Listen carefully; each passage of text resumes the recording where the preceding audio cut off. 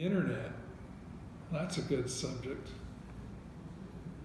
You know, at my age, there was most of my life, it didn't exist. For you, it's like existed your entire life.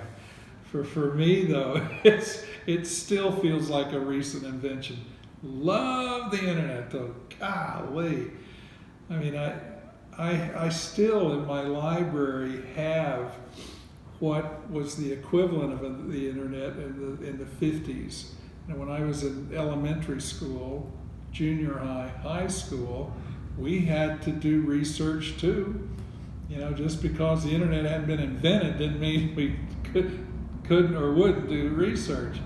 There was this thing called the Encyclopedia Britannica, 26 volumes from A to Z. It was like all the knowledge in the world was within these 26 volumes.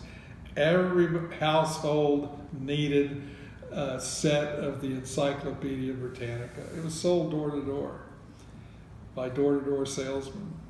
There was another book you could buy called the Book of Knowledge, which was essentially the same thing. So you probably had to have that too. But can you believe we really thought that everything known to mankind is in a set of books is about this long? I, again, insatiable little boy, I didn't read them cover to cover, but I looked and studied every single page of the entire Encyclopedia Britannica. It was my introduction to art history. You know, seeing the Roman sculptures and seeing the Renaissance paintings, and I mean, in black and white, by the way, and you know, little photographs, but it was a big deal.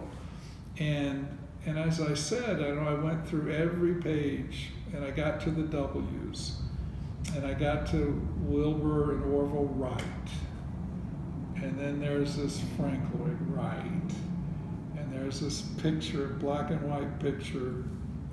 It's only this big. I still have the book of Falling Water by Frank Lloyd Wright, and then there were a few other pictures, and as I said earlier, I tried to figure out, you know, I'm looking at an exterior photograph and I'm looking at interior photograph, and I'm trying to figure out where this is in that. And of course, I was too young to realize, well, these are all different houses. So I never figured it out, but that's okay. But it changed my life. I mean, I looked at Falling Water, and I'm not the only one with this story of my generation. That house probably inspired more little kids to be architects than any building that's ever been built, at least for my generation. And but that I have to count as another part of my excellent education as a kid. Tree houses, encyclopedias, my mother's magazines. Of course I'm going to be an architect. But to expand on the subject of the internet for Jones Studio, I mean, it's almost a silly question. I mean, come on, anything that is that convenient that you can access knowledge and information that conveniently and that quickly, you are a fool if you don't take full advantage of that.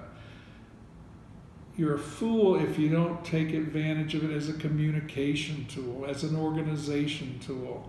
I don't need it as a design tool. I don't need it as a drawing tool because I do just fine with my pencil. That's another subject we could talk about. But I will be the first to say, in my lifetime, that is the most significant technological innovation of my life, and I'm just glad that I wasn't a fool, you know, and that I accepted and I understand that I will always be learning, how to utilize that gift of the 20th century.